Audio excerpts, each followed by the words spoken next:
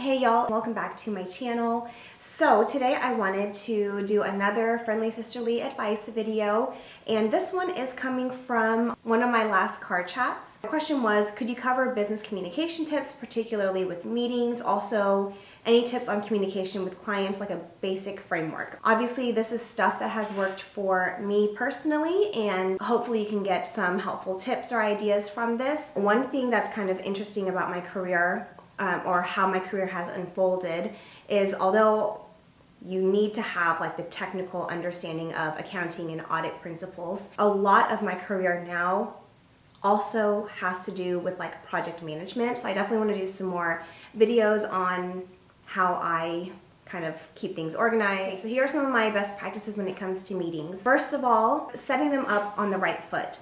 I know a lot of us probably have some pet peeves out there, but some things I like to do is to first make sure that you have like the right stakeholders to be part of that meeting. I think it's super helpful too to be mindful of like the required line versus the optional line.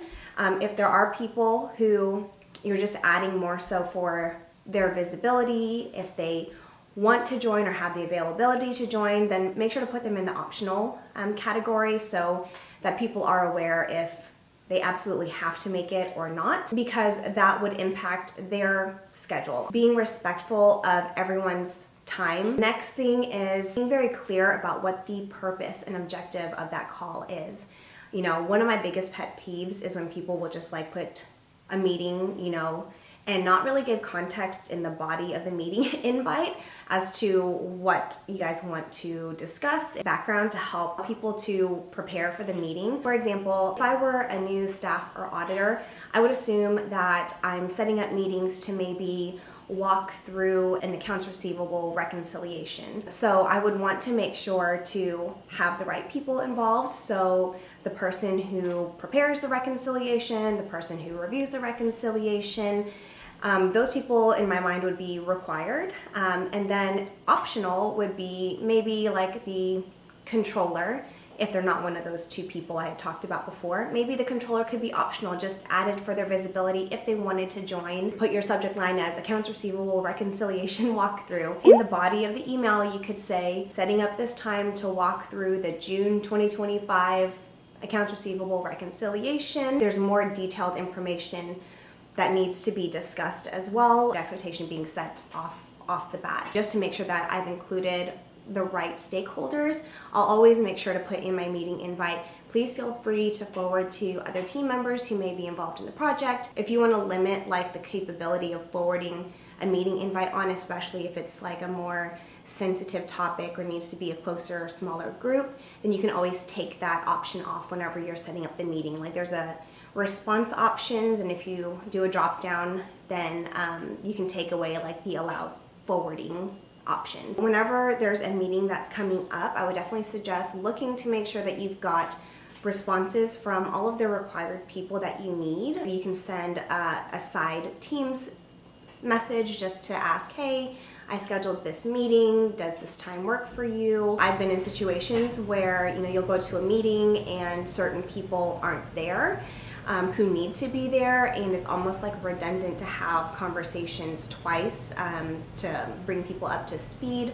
Obviously, that's why it's better to reach out to people if they haven't responded, and they may tell you like, hey, I can't make it, feel free to proceed with the meetings, and and loop me in with the recap. One thing that I started implementing in a couple prior jobs, and that I personally like and enjoy, is after each meeting, I personally like to send like a recap of the meeting. So if you've done your homework and you put in the agenda the specific details of what y'all wanted to talk about, you can use that agenda to basically share like meeting minutes basically of what was discussed, and then also any next steps or open items that you're expecting from other people, and hopefully you've also discussed like timeline of when those things will be provided, and just kind of recapping all of that and sending it to all of the attendees. Super helpful because one, the people who could not attend and said, hey, go ahead and proceed, they'll at least be in the loop, and hopefully they're reading those emails, but it is helpful. Secondly, it helps to make sure that everyone's aligned. And then thirdly,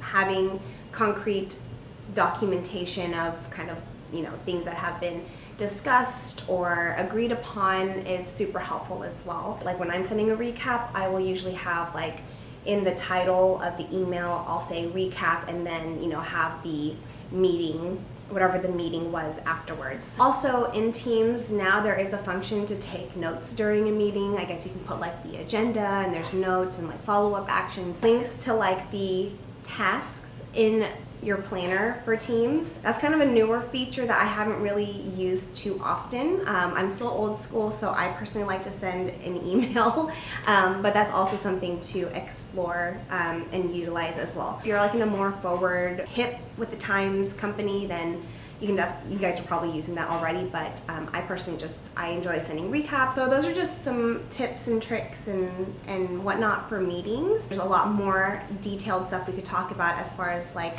the project planning itself, which I'll probably talk about in future videos. Second topic I wanted to touch on was kind of a framework for, should I go talk to this person in person? Should I set a meeting? Should I send an email? Should I send a ping? This is kind of how I think about it. It's totally okay and actually appreciated, in my opinion, if someone asked me, we're starting a particular project together, if I have follow-up questions, would you prefer if I ping you to see if you're available? Do you want me to send you just like a list through an email? Do you want to walk it through in a meeting? Like, what's your preference for follow-up questions? So someone can tell you. If you're at a client site, maybe they'll say, just pop in whenever you need to. My door is always open. There's people who say that. Or maybe they'll say, send it to me via email and I'll, so I can prepare ahead of time and then we can set up some time to talk through it. And obviously it's gonna take some judgment. Like for example, let's say you got a deliverable from your client. Let's say that is an account reconciliation of some kind. I ideally would like to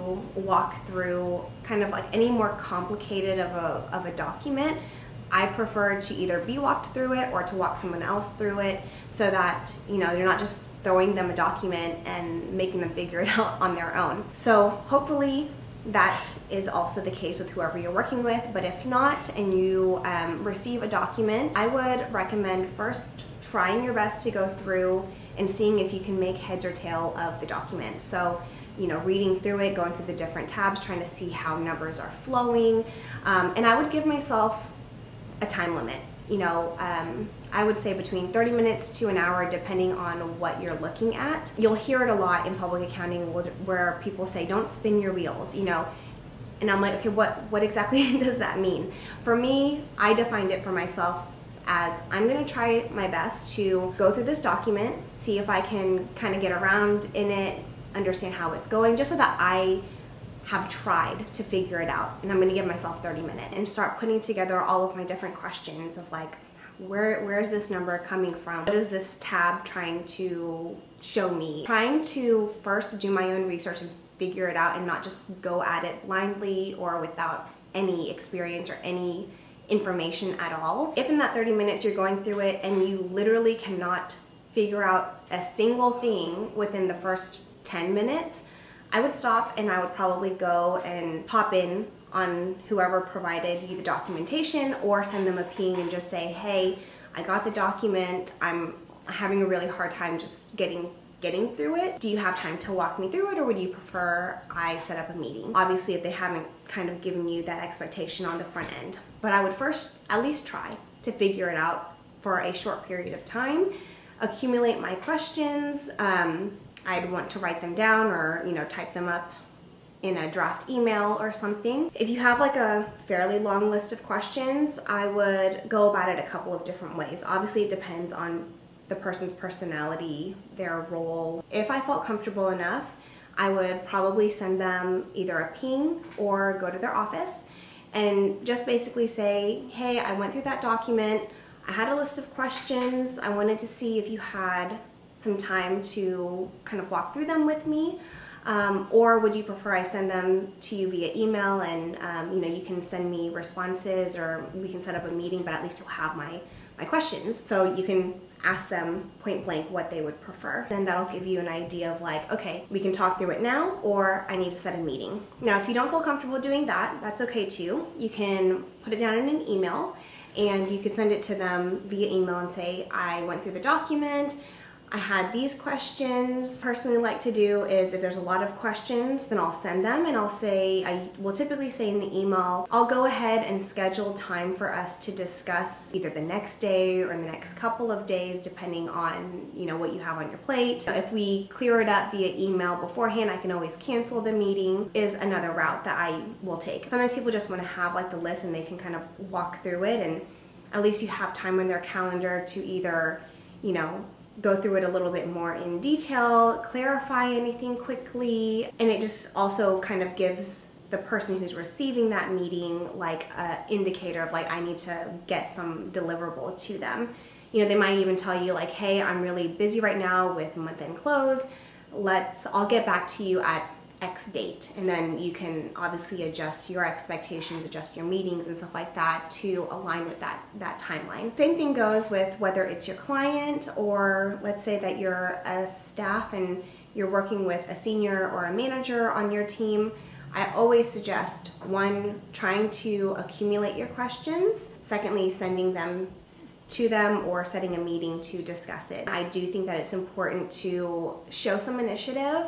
Not only show initiative, but for your own learning and your own growth, like trying to figure out what you're looking at versus just being like, I opened it and it was too confusing. There is a lot of growth that can happen as you try to figure things out, but obviously you always need help as well. Lastly, I wanted to talk about escalation. It's going to be dependent on your specific deadlines and the plan that's been set out, which we can talk about in other videos, how to prepare a plan and managing deadlines and stuff like that. Let's say that you had a certain request that you sent out to someone in order to meet, you know, the end deadline. Let's say that you have a deadline in 2 weeks and you've provided them with a deadline of the end of the first week to provide you with some documents so that you can work through it, ask them questions the following week to meet the final deadline. First, like on your initial request, being very upfront about what that deadline needs to be.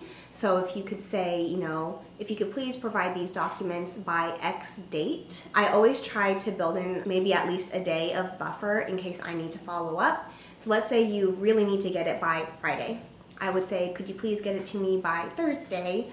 And then on Friday, I would start personally following up. You know, if you didn't receive it by the specific deadline, I would then follow up the next day and say, you know, just following up on this request. You're still not getting any responses. I would then escalate to your supervisor. Something that I personally like to do is saying that I'm gonna copy you if they're not already copied. I'm gonna let this person know. I'm gonna set up a meeting to have like a working session to get these deliverables or whatever from them or answers from them. Saying in the meeting invite, like if you provide them prior to the meeting, I can always cancel it. Wanting to schedule time for us to have like a working session to get through these details. Usually for me, it's like a 3-step process.